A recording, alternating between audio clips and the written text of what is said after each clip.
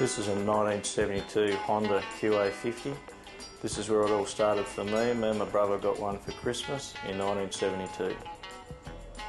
Yeah, like I say, I was 4 years old. I remember my father, I was on the bike and he sat on the back, turned around and looked down the paddock and see my father standing there because I thought he was still on the back, and then as soon as I seen him I fell off. But after that I was right. Away I went, and yeah, been riding ever since. Really didn't class myself as a collector. I sort of, you'd buy this bike and sit it there, and I had this and that, and then all of a sudden I had sort of, 10 or 15 bikes. And then a few people come in and basically said, oh, you should, charge people to come and see, look at this, you've got a great collection or whatever, and that sort of got me thinking.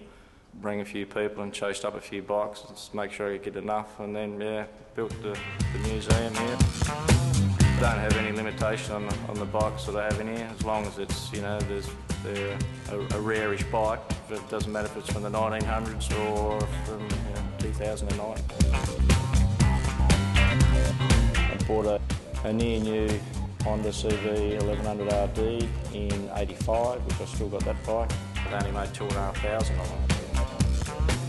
It's a Vincent HRD, a Rapide.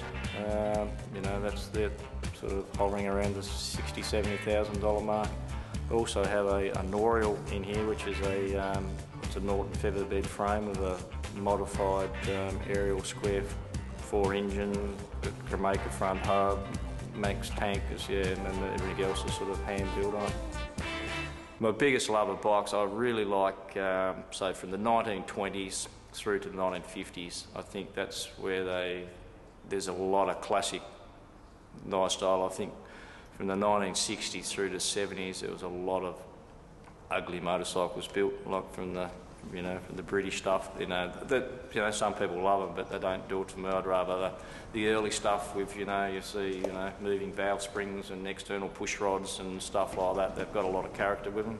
This is a 1930 BSA 500 Sloper. I acquired this bike a few months ago.